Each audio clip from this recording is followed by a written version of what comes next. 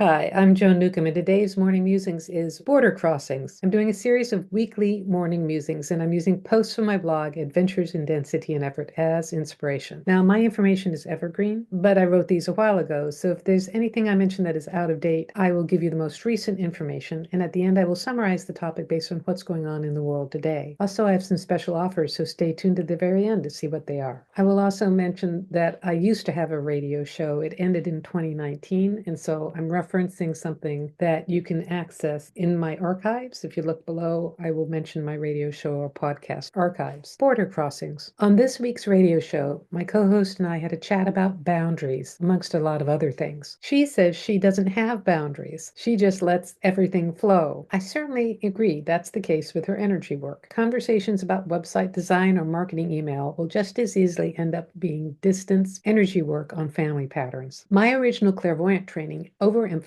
space, which was a huge catch-22. We were increasing our psychic sensitivities, and yet when we felt somebody's energy within us, we'd accuse them of beating us up. Years later, I realized it was my own empathic ability that allowed me to feel what other people were feeling. They weren't beating me up. They were just having a bad day. I heard David Spangler say that everyone he meets expands his universe. That's so much nicer than everyone you meet invades your space. In fact, you can't fall in love without merging energies. When you're operating in the physical realm, grounded in density and effort, walls appear solid. When you're outside the box, in the realm of quantum energy, there are no solids, only potentiality. If you're grounded into form, the easiest way to have boundaries is to energetically occupy your body and the space around it. When you're focused in your body, there's no room for anything else. The strongest protection is non-resistance. When you allow yourself to be relaxed and transparent, energy just flows through. When you're resisting, you magnetically attract what you don't want, and it sticks. People who are natural healers and natural empaths will take on others' energy. Sometimes it's just communication, tuning to what others are projecting towards them. Sometimes it's an attempt to make others feel better, taking on their depression, pain, etc., in order to relieve them. Absorbing others' pain isn't a healing, it's invalidating. Everyone is consciousness manifesting into form. The more capable we are, the more challenging problems we'll create. If we created a problem, we have the resource within to remedy it. If someone takes that away from us, it invalidates our capability. Often the most effective healing is to hold space for someone else's transformation. Hold them with open hands. Hold them loosely. Create a safe space for them to figure it out on their own. In this new evolution of consciousness, healers are asked to focus within and heal themselves. It's challenging when your knee-jerk reaction is healing everyone else. But by standing still, looking within, and healing yourself, you create a ripple effect outwards to everyone in your sphere of influence. When you heal yourself, you set a good example. You give permission to others to heal themselves. So for the next 7 days, I invite you to withdraw your focus from others that need fixing to your own form and surrounding life. Try this for 7 days and see what happens. And leave me a comment below. When you do, I'd love to read your comments.